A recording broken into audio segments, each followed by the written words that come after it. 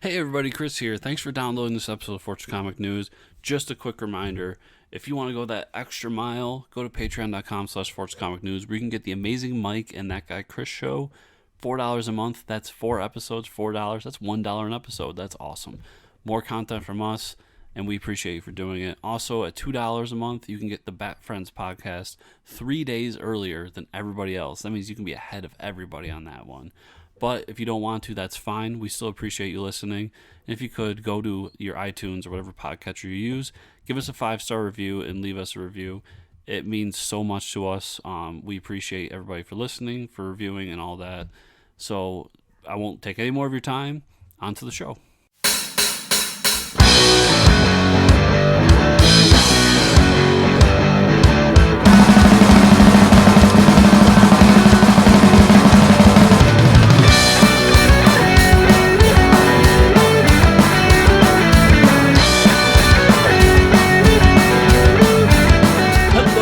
And welcome to the Fortress of Comic News, episode 150. I'm one of your hosts, Chris, alongside the marvelous Mr. Mike. Thanks. Wow, that was a good compliment. Welcome, everyone. Just got some crazy news about an hour ago. 2020 is just not off to a good start. If we could just skip ahead to 2021, I don't know if there's a button to press that. That'd be great. Yeah. But the Kobe Bryant, I mean, is a household name, so I don't need to explain who that is, has passed away in a helicopter crash. Him and his daughter. So, kind of shocking. So, I mean, he's definitely a pop culture icon. I mean, he's a household name. I know it's not a basketball podcast, but I felt the need just to say that. Yeah, and me, myself, not being a huge basketball fan, but there's, guys that you turn on for whether you're a basketball fan or not, and Kobe was that guy when he was around. Right. LeBron's that guy for us now today. But, yeah, so some of the things he did was amazing. Obviously, his life isn't without scandal, but it was nuts to see that he passed away this morning. Like, I thought it was a joke when I saw it. I thought it was one of those fake news articles from Facebook. Yeah, so we might have a pretty quick show today. We won't keep you that long. I did see they did something nice for him just in the Clippers game right now. Whoever got the first tip off with the ball, they held it for 24 seconds. They let the shot clock tick down because his number was 24, and I thought that was pretty sweet that they did that. They had some celebrations in the Pro Bowl today too for Kobe, and they were talking a lot about him as well. But there's a few celebrations for him as well. Yeah, I'm sure we're going to be seeing a lot more of that. But yeah, I mean, man, life is fleeting. So hug your loved ones, and yeah. So on a little bit more positive note, as tends to happen, January, nobody wants to come in for an interview. Mm-hmm. There are interviews scheduled out for the near future, so it's it's not that nobody wants to talk to us. It's something about January, early February that just doesn't work for people. It's like the first of the year. People are crunching numbers for the budgets and all that stuff, and I'd like to think that's the excuse, and they do want to talk to us, but I mean. But yeah, I got some cool ones lined up. So yeah, some indie people, some at least one that's a Marvel writer. So they are coming, people.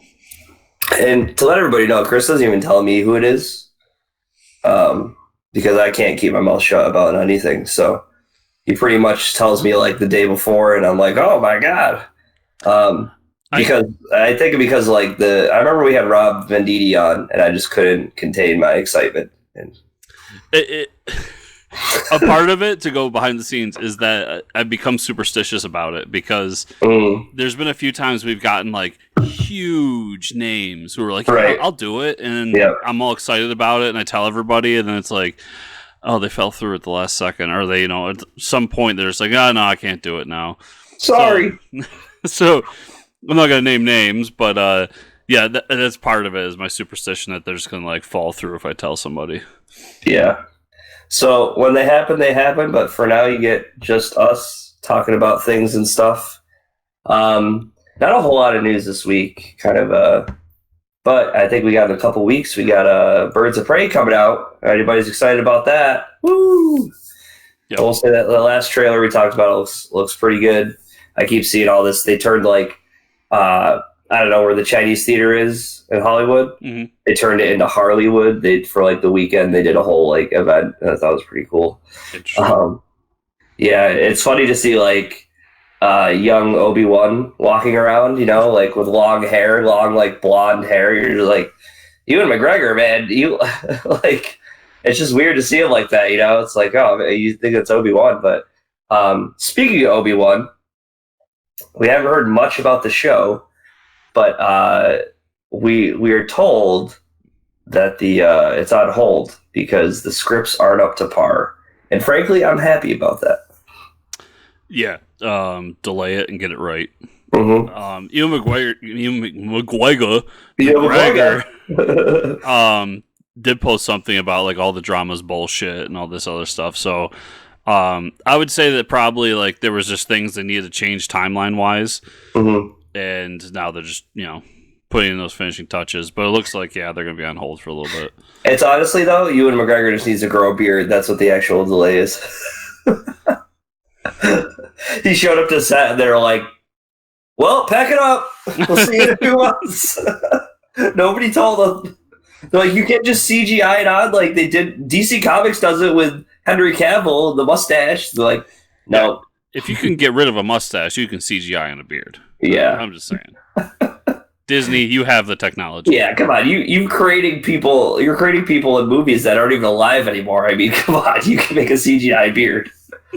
It can't be out of the scopes of resurrecting the dead. They're like, so we have this whole studio of visual effects, and they're like, oh wow, I'm working visual effects on the Obi-Wan show. I'm going to create lightsabers and all these Star Wars battles. They're like, no, Jim, your team's working on the beard. Is this my only purpose? Oh, God. The only good part of that is if I was Jim and I was working on the beard, I would put that on my resume for the rest of my life. Jim, the guy that worked out the beard. You know that beard in Obi-Wan? Yeah, that was me. This guy. Yeah. Down to the last follicle. That was me. He does a nice follicle. What can I say? He does a nice follicle. Anyways, yeah, so I want a good script. Give me a good script. Give me a good show. I mean, the fans have been asking for this show for about a few years now. So if you let them down, I mean, they're going to lose hope. And Ben Kenobi is our last hope, Yeah, and I get the feeling that we're going to get a big Star Wars dump here soon, and there's going to be other things coming down the pipeline. So for sure. Well, I don't know if this is upsetting or not, but you could tell me how you feel about it. Howard the Duck and Tygra and Dazzler, Tygra shows have been canceled by Hulu.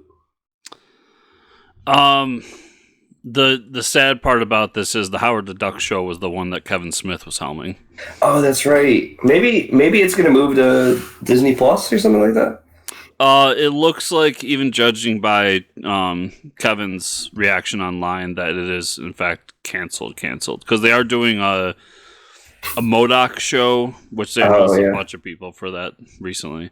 Right. And that's still going on. And then there was another one, I can't remember what it was. But yeah, it does look like it's done, which sucks, but they're like, they got Kevin Smith's script, they're like, there's a lot of dick jokes in here. This might be too many dick jokes for a show about a talking duck. Now I want to see his original scripts for Masters of the Universe. Right, I know. Why is He-Man whipping it out? Yeah. You gave him a character that only wears a loincloth. Good luck. And you also gave him a character that rhymes with fuck. Like, come on. You're setting yourself up for failure. Or success. I don't know. Who knows? I mean, yeah, we could. I mean, hey, what a great way to talk about Kevin Smith's latest creation, Jay and Silent Bob reboot movie. Correct. That we both have recently seen. Yes. That was just a complete and blatant slap in the face to the entire movie industry of reboots and sequels. Yeah, right from the beginning. Yeah. Oh yeah. They were not pulling any punches. But I mean, as far as like the Jay and Silent Bob universe of stuff, it was an enjoyable movie. Yeah. At times, it got a little bit too like eye winky towards the fan base. Right. Yeah. And like me being one of the bigger fans in that fan base, I had times where I was just like, yeah. I mean, they're kind of jokes I've seen so many times that. Mm-hmm. But as a whole, I really enjoyed it. Definitely not his best View Askew universe stuff, but I liked the story he was trying to tell, the whole moral of the, long lost daughter of Jay and all that. Yep. And then just all the little cameos throughout it, and even going down to like Iron Bob. Yep. And how the Blunt Man v Chronic trailer went. Yeah, with the movie, that was pretty cool. Yeah, like there was a lot of good. I thought it felt rushed, but when I look back, it was like an hour 45 minutes. Mm-hmm. Yeah, pretty long. I feel like in Strikes Back, we spent more time on the road. Yeah, I think you're right. Yeah, and that was one of the things I would have personally liked to see more of, is like the stupid interactions on the road. But yeah, I mean, I love the Matt Damon scene.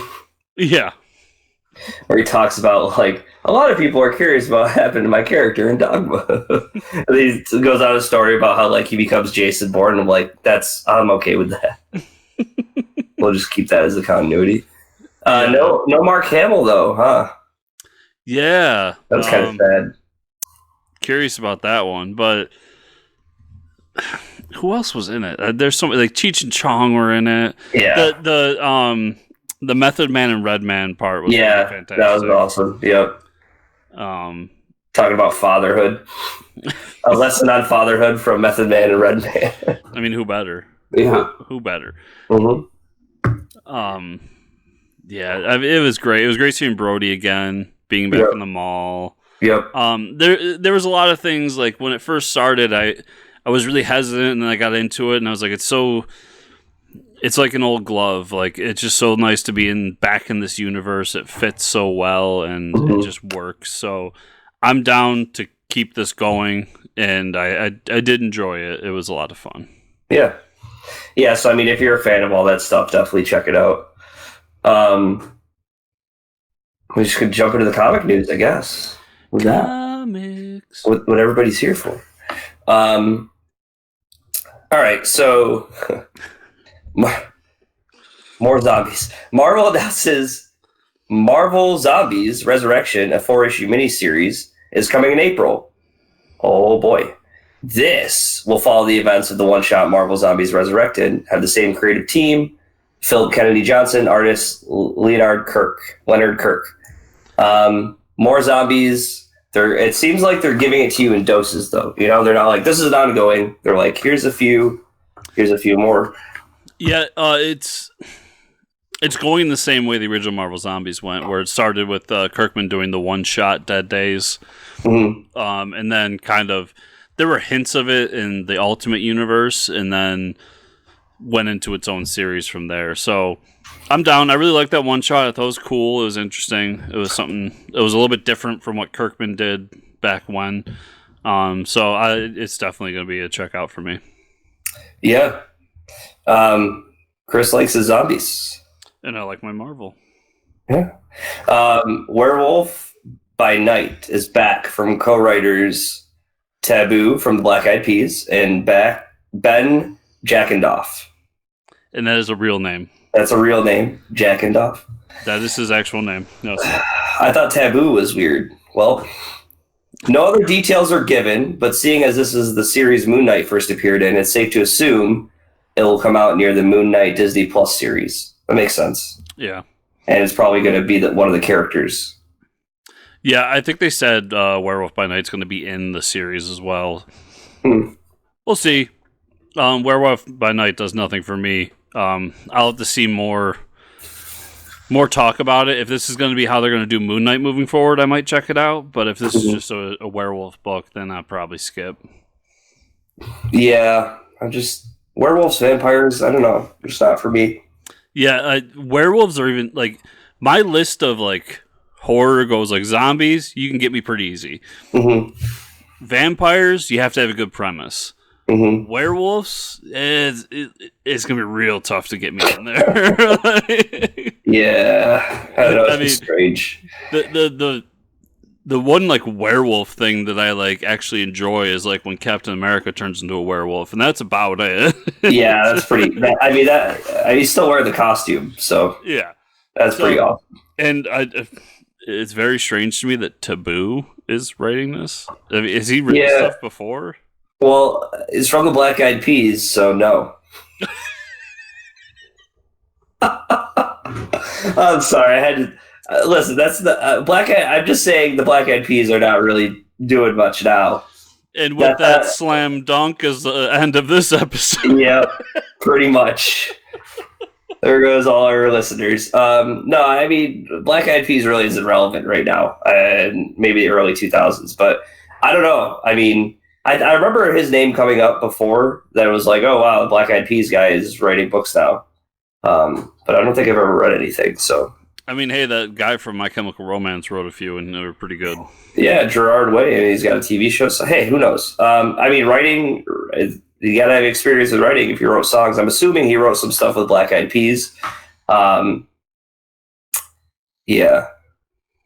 But, like, the song that comes to mind is, like, I Got a Feeling, and it's, like, that song, I mean, it's, like, that doesn't really speak to me, you know? I wouldn't want that song in a comic book. It's kind of just, it's about, I don't know, there's no depth to it. It's just, like, partying and drinking. And so what you're saying is the Werewolf by Night's going to be partying and drinking? If it is, then, now I'd probably read it. If it's about, like, an alcoholic werewolf that just parties too much, give me that book. I don't care about, like, Werewolf in London. It's been done before, man. All right, I'll write that down. I'll write it for you. Thanks, buddy. Okay, moving on. If you haven't had enough Black Widow, I think we announced like 3 new books last week, right? 4 new books. We did. Here's a new ongoing coming in April from writer Kelly Thompson, along with artist Elena Casagrande. Yeah, so there's an ongoing, plus those 3 other books about all the other characters in the movie. So there you go, 4 Black Widow books. Because that's what you need to do when you have a very, you know, low-selling character that you're going to write a book about, is release 4 books at once. You get all the fans at once. It's great. Yeah, sure. I don't see anything wrong with that. I do like Kelly Thompson, though. She's a quality writer. Imagine being someone that wanted a Black Widow book. I mean, there's people out there, right? But, like, now you get 4, and you're like, oh, my God. Like, this is great. I've been like there. Yeah, like MODOK. Like, if there's, like, 4 new MODOK books, you'd be like, oh, my God. See? Nothing's coming to mind right off the top of my head, but I know there's been moments in my life where I'm just like, oh, you know, actually, Dupe. When they were just like, they did 4 Dupe series right now. Yeah, I'm just like, what the fuck is, I'm not going to argue with what's going on right now, but okay. I'm going to buy them all. Yeah, that's actually a good example. I forgot when they did that. Yeah, so that's happening in April. Oni Press announces a new sci-fi horror comic from Colin Bunn. Awesome. With artist Andy McDonald, called Rogue Planet. Ooh, I'm actually really excited for this. Rogue Planet is about a crew to set out to find a payload of riches on an uninhabitable planet with no star system and plenty of terrors. Dun dun dun. So awesome. Down for this. Yep. Sci-fi horror, let's go. And that's Colin Bunn. The man can write a book. It's going to be high quality stuff. Let's go. Yeah, Andy McDonald, great artist as well. Mm-hmm. Mm-hmm. So down. This was announced the other day, and I was just so happy when I saw it. Now this is crazy. This is nuts. Garth Ennis, Derek Robertson will reunite with artist Russ Braun to bring back The Boys with a limited series called Dear Becky. It's going to be a prequel story showing what happens to Butcher's wife prior to The Boys. So it's probably going to talk about like the kind of like the show. I don't know. The one image we get from the announcement was a character who definitely isn't the Flash with a crowbar in his mouth. Oh. So I just wonder. I've never read The Boys. I've just seen the show. So take that for what it is. And I wonder, what they're going to go into with this. That's a series that I really want to read. I actually own all of them digitally. I've just never got around to reading them. But you got to read them. Yeah. But it's cool that he's coming back to it. Both of them are coming back to it and doing something.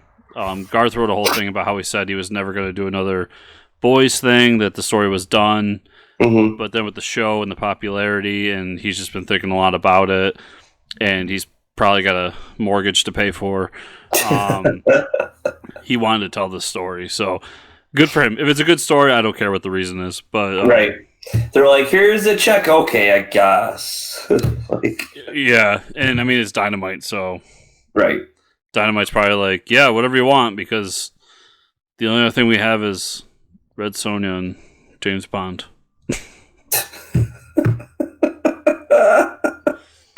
Oh man, sad but true. All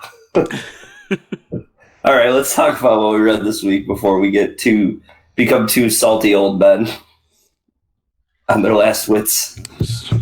Too late. Too late for me. There's no coming back. Had some comics this week. Let me just pull up my notes here that I wrote down. Pulling up my notes for the comics. All right. Batman 87, continuing the story with James Tynion IV. And I mean, the art.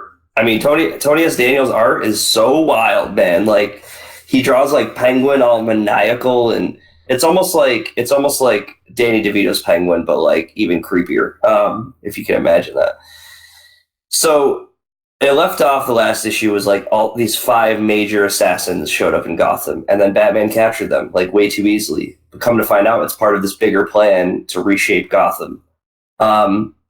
So these villains are locked away in the cybersecurity, like super lockdown prison, and Harvey Bullock is the commissioner right now until they figure all that out because Commissioner Gordon's gone.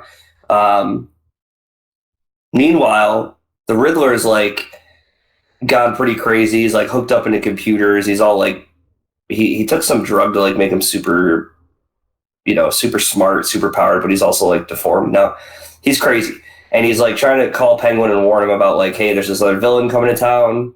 He's messing with our turf.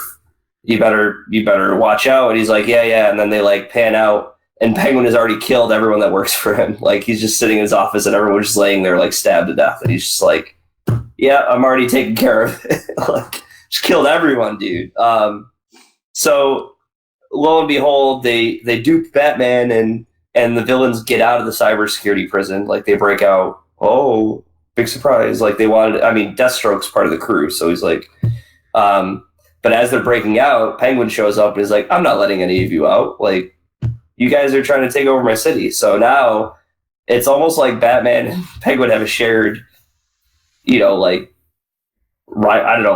but they both are trying to like protect their turf of the city pretty much. So like, Batman's not the only one trying to defend Gotham for whatever the hell they're trying to reshape it into. So it was pretty cool. Batman team up? Oh, I hope so. Bat and the Bird, that would be great. Curse of the White Knight #6. Batman Curse of the White Knight. I've read that. Oh, that's a good one. It was indeed. Sean Murphy. We get a lot of history of Gotham. And it keeps going from, oh, this was Wayne, this was not Wayne, this was Wayne, this is whoever. So we find out that, Batman gets like told like 5 different stories about the history of Gotham. He finds out that he's not actually a descendant of the Wayne family. He's like, there was an imposter that was a Wayne, but he's a Wayne now, I guess. But come to find out that Azrael is the actual descendant of Wayne, which is nutty. And then we get a whole conversation with like Batman goes to the church where Azrael came from, and Jason Blood's there. We get like this cool like little, oh yeah, how do you know about all this? It's like, oh, I've been around for a while. And they show the demon in a mirror, which is, I love the demon Etrigan. Like, I wish we get more of him. But I don't know. I think it's tough to write him into stuff. Yeah, they wrote him into a corner when he had to like rhyme or whatever. Yeah, right. They always made him rhyme, and I was like, oh man. But anyways, that being said, Joker breaks out, of course, and after Harley and Batman go to visit him in Arkham, they break out. So like, and then he steals the twins, Harley's twins. So like, Batman and Harley team up to go save the twins. Long story short, Joker / Jack got in the head.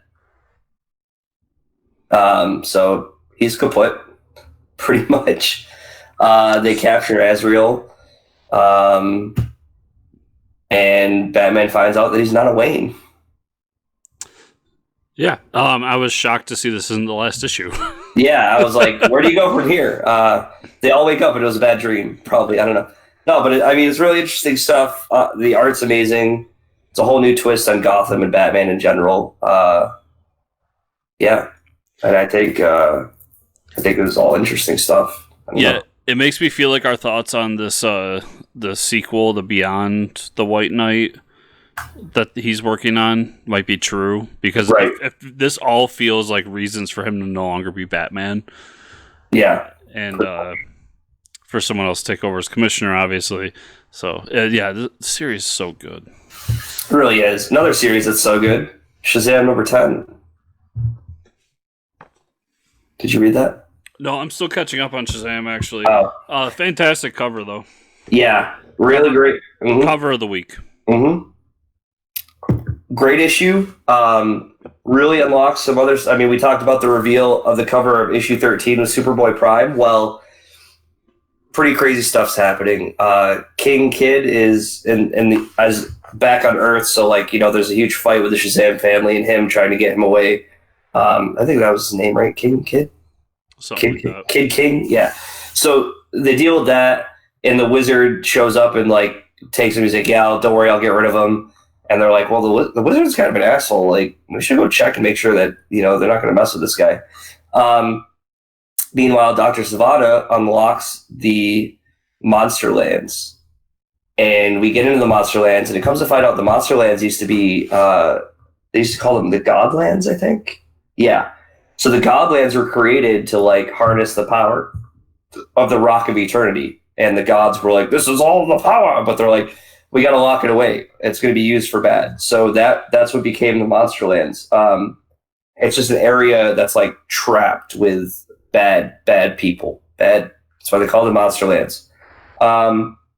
We go by one of the cells in the Monster Lands, and they go, oh, don't worry, why is this cell smaller than all the others? Oh, that's not really fit for this prison. He's not like everybody else. Don't worry about him. And it's Superboy Prime. And Superboy Prime's pissed, and he wants to get vengeance on Billy Batson. So this is where Superboy Prime has been this whole time, locked away in the Monster Lands, which is pretty awesome.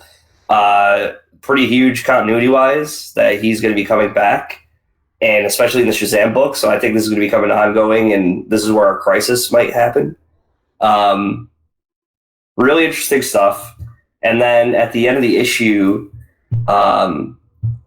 the wizard finds out that the Badlands have been unlocked. He needs to stop that, and he actually goes back to Billy's house, and I don't know if he just zaps the powers away from Billy's dad or kills him, but at the end of the issue, like the wizard comes back and like he like shocks Billy's dad, and Billy's dad's just laying there. So and he's like, you're not going to interrupt my plans again. So I don't know if he sees something that he doesn't like and he has a reason for doing that, but really good issue. Yeah. Batman Superman number 6. I did read that. Pretty much just a wrap up of the infected stuff, right? With the Joker infected. Just the repercussions of that. The Justice League doesn't really trust Batman Superman because they kind of did their own thing. They're like, yeah, we're just gonna, all these friends are infected, but we're not gonna tell our other friends because they might worry too much. Just kind of just like, okay. Yeah, so you go ahead. I was gonna say, it's what I call a continuity issue. Right. Yeah. it's putting everything back into place. So like, we meet up with Wonder Woman, and we see like Wonder Woman's been doing this with Justice League Dark. We Batman and Superman meet up as Bruce and Clark, and Bruce even says, like, why even hiding anymore? Haven't you revealed yourself? Right, yeah. And like stuff like that. And that just sets up the next arc for it. Mm-hmm. The art in it is beautiful, though. Like, really good art. Dave Marquez is on top of his game. And then they talk about how they might start looking for friends within the multiverse. Because there's not only foes in the multiverse, the dark multiverse. They might start looking. So that was pretty cool. Maybe we'll get like an adventure book now going forward. Yeah. Wonder Twins number 11. Good book. Good book. We see the whole Colonel 84, Colonel 86. 86, the AI from the 80s taking over, kind of like taking people off the internet, trying to revert them back. So that was pretty interesting. We get the Calculator, I think, right? Is that his name? Comes back from the Phantom Zone with the Wonder Twins. And they gets back to the house. He's like, "You sold all my shit." So they have to go find the computer. And there's like a big, there's a big rush at the end with the Wonder Twins to like morph together and save the day, or at least stop the computer from where it was. But and there was a lot of like political stuff underlying. Yeah, a lot of really commentary about mob mentality. A lot of commentary about how. News is headed by the feelings of whoever's on top, and it goes from top down, stuff like that. But all handled pretty well, and it was just a fun issue. I mean, it's Wonder Twins; it's great. Yeah, and the whole the mob mentality thing, and then like the targeted ads and stuff like that. Yeah, it was really good. Then I had my last book this week was Basketful of Heads number 8. Number 4 by Joe Hill from Hill House Comics imprint. And we left off where the Summer in the book is still looking for her boyfriend who was taken away. She runs into a guy from the town that she's visiting, thinks that he's going to help her. He tries to kill her, so she chops off his head. So now she has a basket full of multiple heads, and here we go, roll credits. But she goes to the police station, finds the chief's son, who's not a cop, but he's like, here, use this jail cell to change in, we'll get you all set. And lo and behold, he locks her in the jail cell, and now he wants to know like where the money is that her boyfriend's been hiding. So we still don't know where her boyfriend is. Everybody in the town seems to be corrupt because she keeps running into people that say they're going to help her, and she keeps trusting him. And it's like, I got you. And she just keeps cutting off their heads. So I can't imagine she's not going to cut this guy's off. And there's like, when she cuts their heads off, they have like this realization that they're just a head. They're like, why can't I feel my arms and stuff? And she's like, shut up. I already had to deal with all this conversation from the other guy. Like, we've already been through this dialogue with the other, like, you're a head now, that's it. And she like throws him in the basket. It's pretty great. And then she has like this whole like justification of like, I'm not a murderer. I had to kill these guys. And they're like, well, why'd you have to chop our heads off? And she's like having this whole like crisis about it. It's pretty good. I really like the book, and I just want to see where it goes. So far we've just been chopping heads off, which I guess that's kind of what they promised in the title. So I can't be too upset. Yeah, listen, when it's called Basket Full of Heads, you can't be mad when there's a basket full of heads. I can't. Get what you pay for. Yeah, so that was, what did you have this week? So the ones I'll run through quick are Web of Venom, Good Son. This was really just all about Eddie's son and where he is and what he's doing during the events of Venom right now. Just kind of showing that he has powers and he did something with a part of the Carnage symbiote, kept it, and is trying to control it. And then, kind of what's going on with the other symbiote that's like disguised as a cat right now. It was kind of, once again, like a continuity issue where it was just kind of filling in the gaps of what's been going on while Eddie's like off on some island fighting Venom. Ruins of Ravencroft, Dracula #1. This one's, so the whole team left after all those weird creatures attacked them, and then grab more people, and so let's go back and fight them now. And we get Iron Fist and basically all the Defenders characters, so Luke Cage and so on. And they open the door, nothing's there, and that's when Winter Soldier appears and starts to tell them talk to them about what happened. So that's when we flash back to the 40s when Cap and Bucky have to infiltrate this place, and they discover that there's these weird experiments going on. These creatures are being created, and this is all to lead us to a point where they flash forward to the couple years. The place has been rebuilt. They're ready to go, and they end up finding out that Norman Osborn, Green Goblin, is out. He's better, and he's donated a bunch of money so that he can be in charge of this new institute, which is going to lead us into the Ravencroft series moving forward. So, good issue. I like this Ravencroft stuff, and I hope that the series that follows this is good. So, I like last week you were kind of upset about the whole Ravencroft thing, like the tie-in, but now you're a little... I don't like the numbering thing of it, because it's been Ruin of Ravencroft 1, I forget who the first character was, but then it was Ruin of Ravencroft 1 Sabretooth, and now it's Ruin of Ravencroft 1 Dracula. It's just like, just make it all a series. Right, yeah. That was my whole complaint there. And I guess there is going to be a mini series to follow this, and this is just setting it up. Oh, okay. I still don't like the naming thing. Marvel does this a lot, and I just don't like it. Just make it a mini series. Right. But yeah, the book's been good. I think Frank Terry is writing it, and I always enjoy his stuff. Cool. And then we got Atlantis Attacks #1. Good issue. I enjoyed it. It kind of got you caught up with what's going on. I didn't realize that it was going to be so specific to the Agents of Atlas, because I didn't even read the solicits for it. I was just like, hey, Atlantis Attacks. I like Atlantis Attacks. But it is a lot of, Namor being a prick and running around trying to kill land people. Makes sense.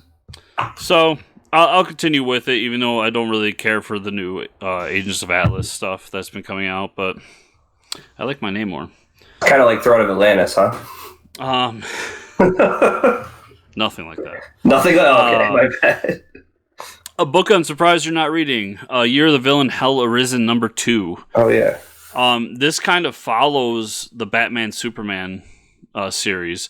Oh, okay. So this issue was the Batman Who Laughs is trying to get bring Lex in and trap him. And how he does is he does that, and then he brings in his Sinister Six to attack him. And we see how Lex defeats every single one of them one by one, just using his mind, just being smarter than them. So it's a really cool series, and it's literally just a rumble between the two, like who's better. I'm sure we'll have more implications than that, but I do really enjoy it. Tinian, actually, I really enjoy the writing in this book. He's the writer for it. It's one of the first times I can say I really enjoy the Tinian thing. Wow. And Steve Epting is doing the art, and I love Epting's art, so I think it's worth checking out. Cool. And then I'll end on Guardians of the Galaxy #1 by Al Ewing. We see the Guardians have kind of gone on vacation, and they're like, we've been through so much shit that we need to just rest and not be out fighting 24/7. And then a threat appears, and hey, the Guardians are back. But what I really liked about this is if we rewind a year ago, there was a Avengers series that kind of reinterpreted the gods from Zeus and all what I'm zoning on it, but Hercules and Zeus and all them, and made them kind of like Asgard, where they're in space and they're a little more powerful, and they have this floating thing, and it was kind of neat, and I was really enjoying it. And that's who the threat is in this one. We didn't find out that Zeus is going from planet to planet, just destroying people and ruining everything. Oh, okay. And so the Guardians have to go and fight those gods. And at the end, they end up finding that these gods have Hercules trapped. And they don't know why. The funny part is, though, that if you read it, the Zeus and the other gods look like the villains from Superman 2. Oh yeah, they really do. Yeah, it's pretty fantastic. But this is also setting up some of the stuff that's coming for Empire, because we do get a lot of the Kree Skrull stuff in this. And Rocket's really good. There's so much going on in this book, and I really like it. If you're not a Marvel guy, I don't know if it's a book worth reading, but if you're into the Marvel continuity and Marvel moving forward as a universe, I think this is going to be an important book moving forward. Cool. I just really enjoyed it. Awesome. So, Mike, that's everything I had. Where can people find you on the internet? They can find me at Fortress Ricker on Twitter. Where can they find you and or the show? They can find the show at FortressComicNews.com, and they can find me at FortressChris on Twitter. Remember, everybody, if you were listening to these voices, wait a week and then give us a 5-star review, because I've been awful this episode. Oh, man. And then if you're watching us, like, subscribe, and share, and all that stuff. Any way to help us out is appreciated. So thank you, everyone, for listening, and we'll see you all next week, where hopefully my beard has grown back. I hope so.